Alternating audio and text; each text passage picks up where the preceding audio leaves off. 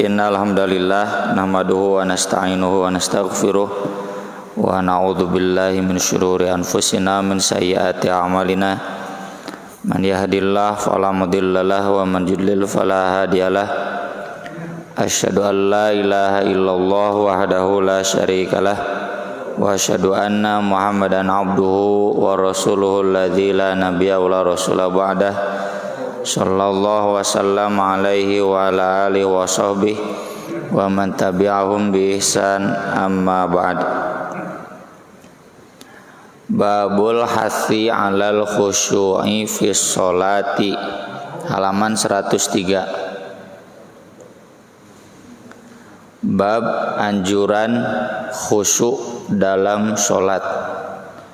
Di pekan kemarin kita sudah kasih pengantar.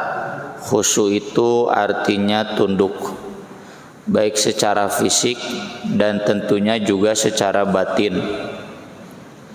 Secara batin ini wilayahnya wilayah ilmu suluk atau ilmu tasawuf, dan kuncinya adalah diolah batin. Bagaimana kita olah batin, olah jiwa mendekat kepada Allah Subhanahu wa taala. Itu lewat ibadah zikir yang senantiasa ditingkatkan. Yang kedua adalah aspek fisik, aspek raga. Maka ini wilayahnya wilayah fikih, ya. Apa saja yang boleh, apa saja yang tidak boleh.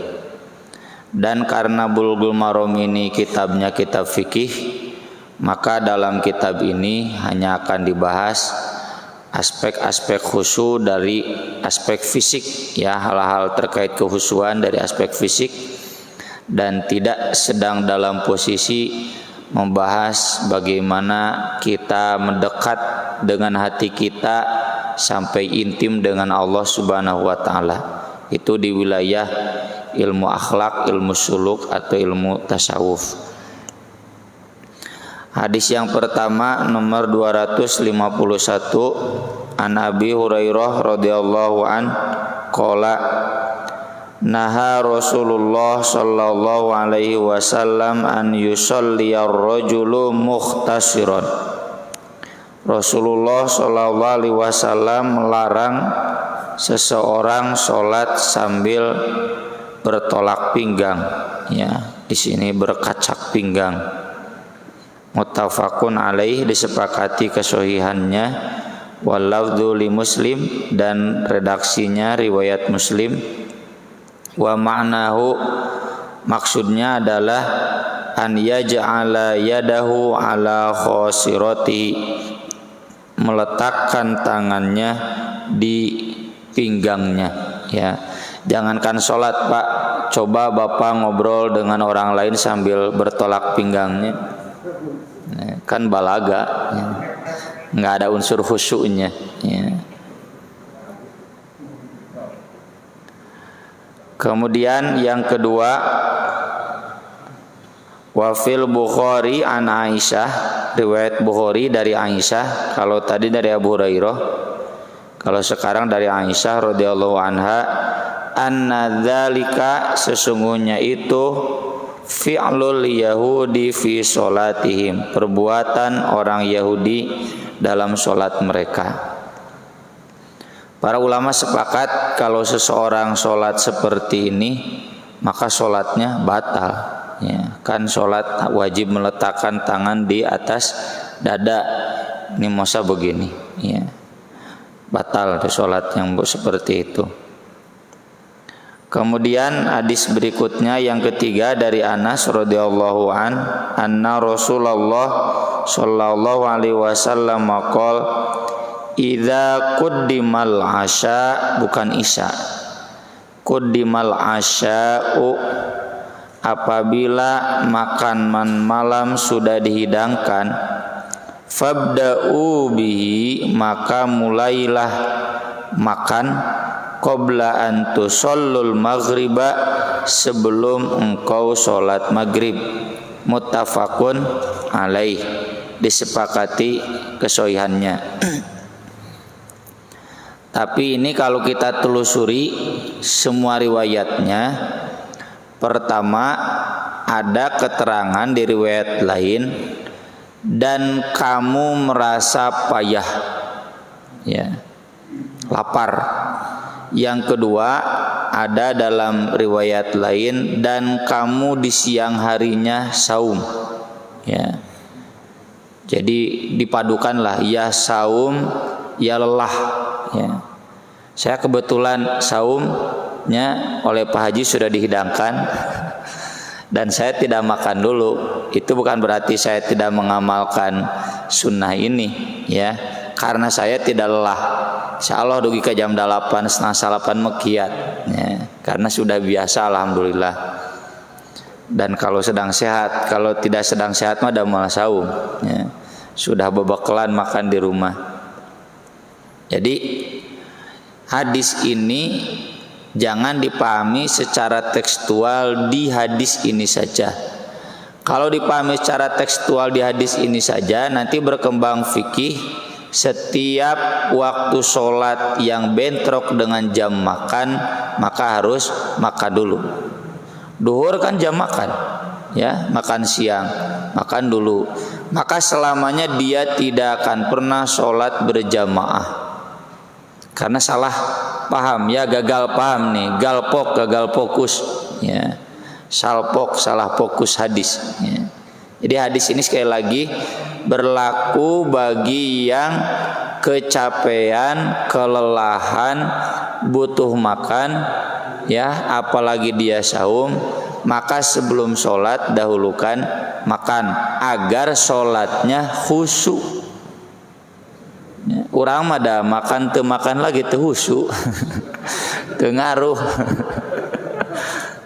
Jadi ini kaitannya agar khusyuk. Tapi ada juga cenah sholat heula.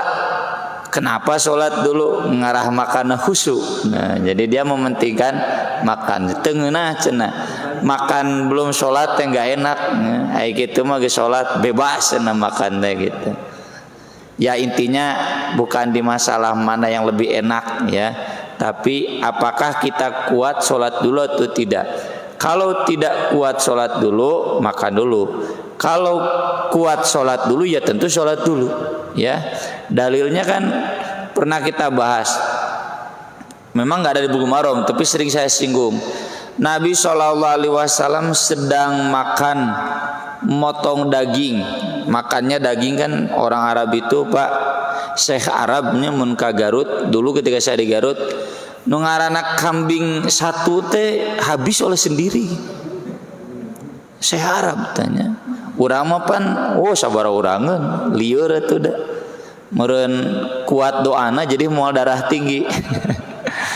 Jadi makan itu pakai pisau, ya, kan dipotong. Lalu Nabi mendengar azan, maka kata Aisyah, wadu'a sikin, diletakkan pisau itu dan Nabi pun segera sholat. Ya, itu kan. Jadi Nabi tidak meneruskan makan. Kenapa? Karena sholat yang paling utama. Ini hadis berlaku kalau sholatnya kemudian dikhawatirkan tidak khusyuk. Udah makan dulu silakan. Ini persis seperti yang pernah saya jelaskan, ya. Tempo hari yang lalu saya jam 5 selesai acara kajian di Padalarang, maghrib jam 6 naik bus hari Kamis.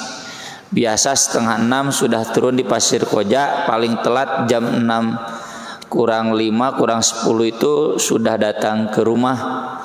Ini mah hujan gede, busnya mogok di Hiba Putra tetenya, bus jadul, ya, nu jadul, nu baru aya. Itu mogok di jalan tol, wah lama ngabenerkeun lagi da hujan gede. Lalu kemudian maju keluar di pintu tol Pasir Koja itu sudah jam 7 kurang 1/4. Lapar pada tajil teu babakalan, minum belum, ya, karena sedang saum. Tajil belum, maka jam 7 kurang 1/4 jam lagi menuju adzan Isya. Saya tidak cari masjid, saya cari warteg, ya. Cari warteg, kemudian beres makan baru saya ke masjid. Di Jalan Pasir Koja kan banyak masjid. ke masjid, kebetulan ada masjid binaan saya yang saya biasa ngisi Jumat maghrib ya.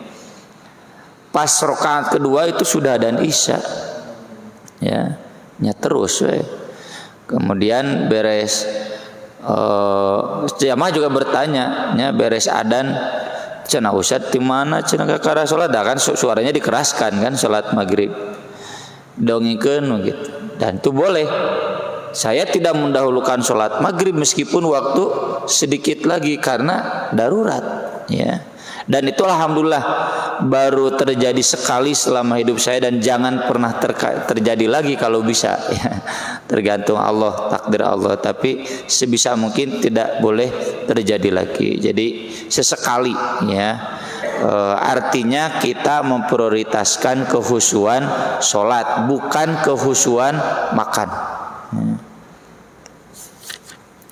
Kemudian hadis berikutnya, wa an Abi Dzarrin radhiyallahu an qala Rasulullah sallallahu alaihi wasallam, idza qama ahadukum fis shalah, apabila salah seorang di antara kalian berdiri salat, fala yamsahil haso, maka janganlah ia mengusap pasir-pasir yang ada di wajahnya.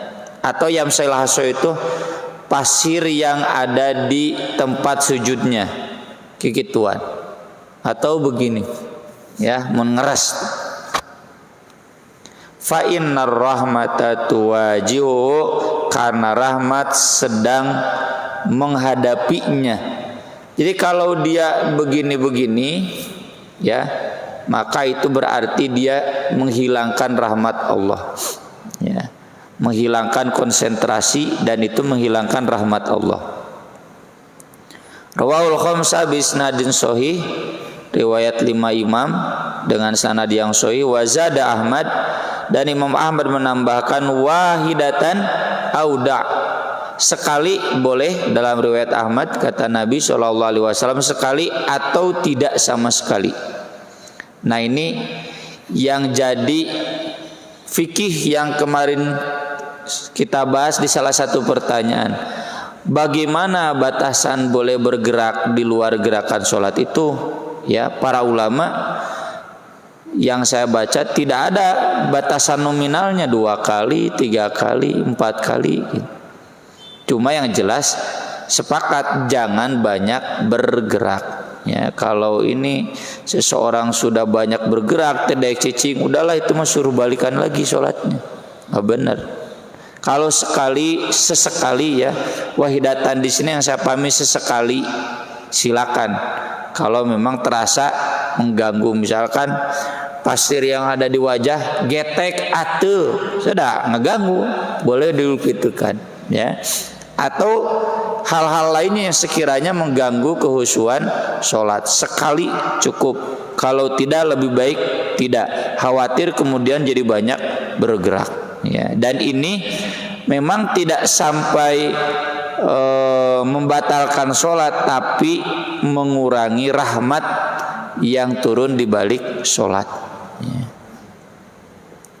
Wa fi sahih, dalam riwayat yang sahih ya, an Mu'aikib, dari sahabat Mu'aikib, nahu seperti itu, bi ghairi ta'lil, tanpa menyebut alasan bahwa rahmat sedang menghadapinya ya. Ini ada catatan kaki ya di bawah. Imam Nawawi berkata dalam Syarah Muslim, para ulama telah sepakat mengusap butir-butir batu atau pasir ya, yang menempel pada dahi, tangan, dan lain-lain waktu sujud dalam sholat adalah makruh. Imam Malik berpendapat tidak apa-apa. Ini yang tadi saya jelaskan. Kalau sampai batal tidak, cuma menghilangkan rahmat gitu. Jadi kalau menghilangkan rahmat itu mengurangi pahala ya, mengurangi keutamaan kehusuan.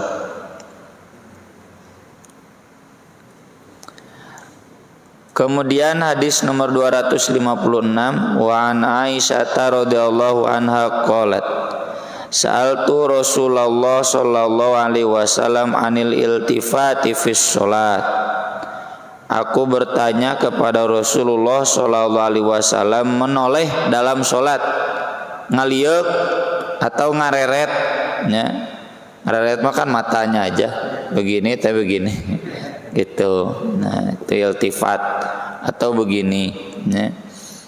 Panasaran we kanu datangnya Mas Buki gireun teh saha cenah. Sok itu banyak, ya. Atau ada yang lewat di depan kita sedang sholat sunat sok direret, ya. Makanya kalau santri-santri ya yang saya lihat di masjid saya, jadi kalau ada yang sedang sholat sunat lalu dia lewat suruh gitu tah. Hei saya ningali cenah batal. Sampai ketawa itu santri, cete sok hareureuy wae di sholat. Jadi sengaja kalau dia baru datang masjid ada temannya sedang sholat sok dikitu tah dari kieu, ya. Hei sia cenah ningali ngareret gitu. Bagaimana kata Nabi SAW menoleh ketika sholat? Waqtilasun, itu adalah copetan. Yahtalisuhu syaitan min sholatil abdi, yang dicopet, yang dilakukan oleh setan dari sholat seorang hamba. Dicopet, jadi copet itu kan sebentar, sekilat, ya kan, menoleh mah sakilas dah. Ari kieu mah berarti nyamalaweung we gitu. Kalau menoleh mah sekali, ya. Jadi kalau dicopet berarti dikurangi pahalanya oleh setan. Memang enggak batal. Rawahul Bukhari, riwayat Bukhari, walid Tirmidzi wa shahahu, sedangkan dalam riwayat At-Tirmidzi dan beliau menilainya sahih. Iyyaka wal iltifat fis shalah, jauhilah oleh kamu menoleh dalam salat. Fa innahu halakatun, karena itu membinasakan. Fa in kana la budda fa fit tatawwu, kalau memang mesti terpaksa maka boleh dalam salat sunat. Kalau dalam salat wajib enggak boleh, ya. Tapi enggak bolehnya tidak sampai haram, hanya makruh. Dalilnya apa? Nanti dijelaskan di hadis yang berikutnya. Nabi pernah menoleh karena terganggu oleh gorden, ya, yang bergambar di rumah Aisyah. Pan ari eta mah mungkin tahu itu kan karena ketika sholat berarti sedikit melirik, tapi Nabi tidak mengulangi sholatnya. Nabi sebatas marah, ya.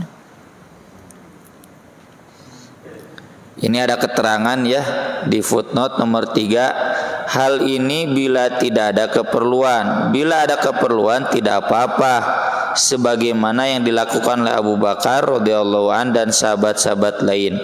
Ia berpaling muka karena kedatangan Nabi SAW dalam keadaan sakit. Ya, ini sudah kita bahas hadisnya, bukan hanya ketika Nabi sakit saja yang Nabi masbuk itu, ya, yang sahabat gini gitu, ya. Oh, sahabat Abu Bakar yang sedang menjadi imam tengah liuk wae begini terus. Lalu Abu Bakar kan melirik, ternyata ada Rasul, kata Rasul lanjutkan, ya. Tapi Abu Bakar malah bilang subhanallah lalu mundur. Ya, Nabi pun kemudian masbuk, ya, menyusul jadi imam masbuk, ya. Imam masbuk biasanya makmum, kalau Nabi masbuk imam, ya. Nah itu kan Abu Bakar menoleh, ya. Kemudian ketika Nabi sakit lalu merasa baikan, ya, kemudian kan Nabi sama masbuk, Abu Bakar juga menoleh. Nah itu tidak jadi soal. Kalaupun di luar keperluan tadi hanya sebatas copetan, jadi artinya mengurangi pahala, ya, tidak sampai batal. Kemudian hadis berikutnya, wa an Anasin radhiyallahu anhu qala Rasulullah sallallahu alaihi wasallam, idza kana ahadukum fis shalah fa innahu yunaji rabbah. Apabila salah seorang di antara kamu sedang sholat, maka sungguh dia sedang bermunajat. Munajat itu dari najwa. Najwa itu ngobrol berduaan di waktu sepi. Duduaan gitu, bobogohan lah gitu, rencepan kalau kata orang Sunda, ya. Jadi orang yang sedang sholat itu dia hakikatnya sedang mengobrol berdua dengan intim dengan Allah, ya. Yunaji Rabbah, maka sungguh dia sedang bermunajat dengan Robnya. Fala yabsuqanna, bukan yabsukunna, fala yabsuqanna baina yadayhi, maka tidak boleh dia meludah ke hadapannya, wala an yaminihi, juga tidak boleh ke kanannya, walakin an shimalihi tahta qadamihi, tapi kalau mau ke sebelah kirinya di bawah telapak kakinya, ya, jadi digosok ke telapak kakinya. Muttafaqun alaih wa fi riwayatin, dalam riwayat lain ke kiri atau ke bawah telapak kakinya, ya. Jadi ke kiri meren, kalau nggak ada siapa-siapa silakan ke arah kiri, jangan ke depan, jangan ke kanan, ya. Dalam hadis yang lain, ya, karena Allah ada di hadapannya, ya. Dan ini yang nanti jadi takwil para ulama. Tentu yang dimaksud Allah ada di hadapannya bukan berarti Allah ada di depan yang sholat. Kalau begitu Allah banyak, ya.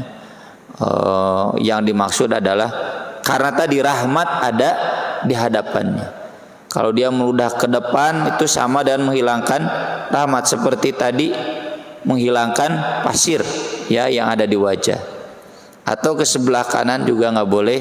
Dalam riwayat lain karena ada malaikat yang baik, ya, mencatat amal baik. Kalau ke sebelah kiri nggak apa-apa. Ini tentu hadisnya berlaku dalam konteks zaman Nabi Shallallahu Alaihi Wasallam. Kalau zaman sekarang sudah tidak berlaku, ya. Paling ada di hadis yang lain.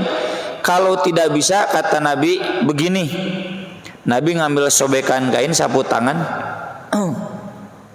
lalu dia, ya, jadi meludahnya atau membuang dahak, ya, busukona itu bisa meludah, bisa membuang dahak, bisa membuang ingus.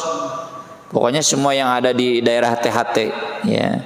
Jadi membuang itunya semua ke kain sobekan. Kalau sekarang Bapak misalkan sedang batuk berdahak, bawa tisu lah, ya, atau sapu tangan, beres, sakuan atau masker, ya, yang jelas melindungi orang lain dari gangguan Bapak yang sedang atau yang akan membuang dahak, ingus atau ludah, ya, nggak boleh. Jadi hadis ini ke kiri atau ke bawah kaki pastinya nggak bisa diamalkan. Kenapa? Karena mengotori masjid. Kan dalam riwayat lain ini Nabi melihat, dahak menempel di dinding masjid, ya. Nabi marah. Siapa ini? Ya, nanti ada hadisnya. Al-busaq fil masjid khoti'ah wa kafaratu dafnuha. Meludah di dinding masjid dosa, kifaratnya kubur, ya. Maksudnya dibuang ke tanah lalu digosok, karena memang lantainya pada waktu itu masih tanah. Nah, dengan fikih itu berarti kalau sekarang nggak boleh ke kiri juga karena mengotori, ya, mengotori masjid. Kemudian hadis berikutnya, oh ya, jadi hadis yang tadi menunjukkan boleh kita ketika sholat meludah dulu, mengeluarkan dahak dulu atau mengeluarkan ingus. Kalau sekarang gimana Pak Ustadz? Saya lupa nggak bawa tisu, ya boleh, silakan keluar, ya, kayak Nabi menggendong kemudian maju, ya, ketika ada hewan yang mau lewat. Jadi karena ini kaitannya darurat, boleh keluar dulu, bersihkan dulu, lalu masuk lagi, asal tidak berbicara, ya. Sepanjang tidak berbicara, lanjutkan lagi. Kemudian wanhu qala, masih dari Anas bin Malik yang menjelaskan, kana kiramun li Aisyah satarat bihi janiba baitiha. Ini yang tadi kita singgung, gorden, tirai milik Aisyah menutupi lawang pintunya, lawang pintu rumahnya. Faqala lan Nabi sallallahu alaihi wasallam, lalu Nabi sallallahu alaihi wasallam bersabda, amiti anna kiro maki hadza, jauhkan tirai kamu ini dari kami. Fa innahu la tazalu tasawwiruhu, karena sungguh tidak henti-hentinya gambar-gambarnya, ta'riduli fis shalah, menggangguku di dalam solatku. Rawahul Bukhari. Ini menunjukkan ya, pertama kita dalam solat jangan ada ukiran-ukiran, motif-motif, gambar-gambar yang sekiranya mengganggu solatnya. Acan usah dauduna teu kaganggu nya, masalahna bapa mah da malawung teh ya. Itu kaganggu ya. Kalau saya boleh usul Pak Haji ya, bapak-bapak staf DKM, jadi karpetnya karpet yang polos ya. Yang ini gimana ya, yang ini disewakan aja ke gedung pertemuan. Jadi kalau boleh, meski tidak batal ya sholatnya, termasuk sajadah pun ya, jangan sajadah yang seperti ada di sini motif-motif ya. Saya pribadi terganggu, tapi karena nggak ada pilihan lain ya terima, asal kita tetap menjaga kehusuan. Tapi di masjid saya ya ada yang nyumbang sajadah, saya suruh kembalikan lagi. Nah ini ada kelanjutannya ya. Jadi dalam riwayat lain kata Nabi, kasihkan lagi ke Abi Jaham, ganti dengan kain yang tidak bermotif ya, kain yang tidak bergambar. Kalau sarung, saya pribadi tidak terlalu terganggu ya, karena belum menemukan sarung polos masalahnya, kecuali kalau gamis panjang ya, kan tidak tanggahnya. Tapi kalau lantai ya, sajadah atau alas sebaiknya tidak. Meski tadi tidak batal. Kenapa tidak batal? Buktinya Nabi tidak mengulangi sholatnya lagi kan ya, tapi memang mengganggu ya. Jadi bagian dari kehusuan, hilangkan hal-hal yang sekiranya bermotif ya. Termasuk saya pernah pakai batik tempo hari yang lalu ya, Pak Haji boleh saya pakai batik, lupa nggak salin pakai baju putih gitu, nggak apa-apa insya Allah. Soalnya ada yang kurang serg juga ya. Saya pribadi memang kurang serg, sholat ke masjid pakai batik asa rame gitu ya, tambah jangka ondangan lah ya buat acara-acara keindonesiaan. Tapi kalau ke masjid ya diusahakan pakai baju putih atau baju polos ya, yang tidak mengganggu. Ini di hadis berikutnya, wattafaqu ala haditsya fi qissati an bijani abijam wa fihi fa inna alhatni an sholati. Dalam hadis yang muttafaq alaih tentang kisah, bukan gamis ya, kain an bijaniyah Abi Jaham disebutkan, karena sungguh ia menggangguku dalam sholatku. Tuh, jadi Nabi itu terganggu ya. Kita pun dapat mengkonsentrasi, pasti kaganggu ku motif sajadah kita ya. Makanya di beberapa masjid yang tahu ya, contoh di Arisalah besok saya subuh di sana itu sudah diganti ya, pakai sajadah polos. Karena saya usul pada kain pelarian lah ada sajadah polos, maser mangga ya, jadi pakai sajadah polos. Kemudian di masjid-masjid lainnya, atau kalau kayak di Masjid Al Hasan, ketika saya datang si muadzin udah tahu ya, digulungkan sajadah teh, nggak pakai sajadah ya. Atau di masjid-masjid lain yang sekiranya bisa, tapi kemungkinan di sini belum bisa ya. Mudah-mudahan ya kalau di ACC ini sudah banyak ya usulan ini ke staf DKM mulai dari urinoir ya yang tertutup dan lain sebagainya. Ya mudah-mudahan ya bisa segera dibahas dalam rapat. Kemudian hadis berikutnya dari Jabir bin Samurah qala Rasulullah sallallahu alaihi wasallam, la yantahiyanna aqwamun yarfa'una absarahum ilas samai fis shalah.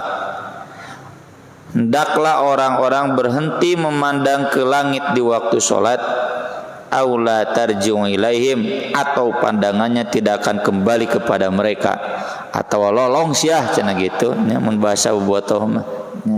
Rawahu Muslim. Ini menunjukkan larangan keras ya, berarti orang yang sholatnya begini itu udah enggak sah ya, balikan lagi ya. Kalau tadi mah kan sedikit terganggu ya, bukan kalau menonton pasti dosa ya. Masa sholat sambil nonton Persib gitu, atau sambil nonton YouTube, atau lihat gambar itu memperhatikan, ya batal begitu. Ini yang tadi kita bahas itu yang menoleh, yang melirik sekilat, ya itu nggak batal. Tapi kalau yang sampai dia memalingkan pandangan dan terus memperhatikannya, itu jelas batal ya. Kayak ini gitunya itu kayak naon di langit ya, karena memang mungkin zaman Nabi kan belum ada langit ya, masih langit terbuka, mungkin di waktu malam dia enak lihat bintang-bintang gitu. Nah itu kata Nabi, yang lihat ke langit nanti nggak balik lagi penglihatannya, artinya ancaman keras, haram ya, tidak boleh dilakukan. Kemudian berikutnya, walahu an Aisyah radhiyallahu anha qalat sami'tu Rasulullah sallallahu alaihi wasallam yaqul la sholata bihadrati ta'am, tidak sempurna sholat atau tidak boleh sholat di hadapan hidangan ya. Jadi jangan biasakan menyiapkan hidangan di depan orang yang sholat. Damal husu itu pasti merhatikan. Apalagi yang sedang lapar ya, jangan di belakang lah bagian menyiapkan hidangan itu. Termasuk ya di majelis taklim juga, jangan di majelis taklim udah pasti ngeganggu ya, di belakang atau di luar ya. Nanti udah beres silakan dibagikan. Wala wa huwa yudafi'ul akhbathan, dan tidak boleh juga ketika dia terdesak oleh dua yang kotor, yaitu kentut atau buang air besar atau kencing ya. Sholat sambil menahan kencing memang tidak sampai batal ya, kalau batal mah kencingnya, kalau menahan mah tidak sampai batal, cuma tidak akan khusyuk ya, udah batalkan dulu. Dan tentu di sini juga ada tingkat-tingkatnya. Kencing itu kan ada yang baru permulaan rasa kencing, itu masih bisa ditahan silakan, tidak akan mengganggu. Bahkan kadang kita lupa ya, karena sholat husu beres salam jual karasa pengen kencing deh gitu, kadang begitu ya, saking husunya sholat. Tapi kalau yang sudah jegjeriheunnya, wah itu mah jangan ditahan, kita kencing dulu atau BAB ya. Kalau masih dalam tahap normal bisa ditahan ya silakan, tanggung misalkan bereskan sholat. Tapi kalau sudah sampai mengganggu ya sholat, termasuk kentut ya, kalau bisa ditahan silakan tahan, dan harus ditahan bisa batal. Tapi kalau memang wah udah nggak tertahannya mules, tidak ditahan keluarkan ya. Dan tentu keluar dulu Pak. Kan jangan mengganggu yang sholat ya. Masa mengkentuti di tempat orang yang sholat ya, pasti mengganggu ya. Kemudian yang terakhir di bab ini, wa Nabi Hurairah radhiyallahu an anna Nabiyya sallallahu alaihi wasallam qol at-tasaubu, bukan pakai shin, pakai sa ya. At-tasaubu menguap itu huai ya, minas syaitan, itu termasuk perbuatan setan ya. Jadi bapak-bapak ini mau dalam sholat mau di luar sholat ya, nuhuai itu berarti keur digoda ku setan ya. Faidza tasabahadukum, apabila menguap salah seorang di antara kamu, falyakzim, tahan, mastata'a, semampu dia. Tahannya boleh pakai tangan, boleh tidak gitu, tahan ya. Apalagi ini yang sabia menguapnya di soraan deh, wah itu setannya, setan bunggelekan. Rawahu Muslim wa Tirmidzi wa zada fi shalah. Dalam riwayat Tirmidzi ada tambahan dalam salat. Dalam riwayat lain disebutkan karena setan masuk, ya, masuk ketika kita menguap, itu setan masuk. Jadi agar setan tidak masuk maka ditahan, ya, menguap itu. Ini membahayakan salat, ya. Jadi dari hadis-hadis ini bisa kita simpulkan hal-hal yang perlu kita perhatikan terkait khusyuk secara fisik. Pertama, tidak boleh bertolak pinggang, ya, ketika sholat. Kemudian jangan sambil menahan lapar, ya, bukan harus mendahulukan makan, tapi jangan menahan lapar. Ari teu lapar mah teu nanaon, ya. Kemudian tidak boleh menoleh, ya. Kalaupun sekali itu tidak membatalkan, jangan berkali-kali. Tidak boleh meludah atau membuang dahak atau membuang ingus. Kemudian tidak boleh ada gambar-gambar bermotif, ya. Dalam riwayat lain disebutkan itu motif corak kuda, ya. Jadi hordeng Aisyah itu. Kemudian tidak boleh tengadah ke atas, termasuk ke samping atau ke belakang dalam waktu yang lama, ya, kalau sesekali boleh. Kemudian tidak boleh sholat di hadapan makanan atau sambil menahan kencing dan kentut atau BAB, dan tidak boleh sholat sambil menguap. Ya, ini semua harus diperhatikan agar kita sempurna dalam kehusuan sholat, ya. Sekian, nanti tanya jawabnya kita sambung pada Isya.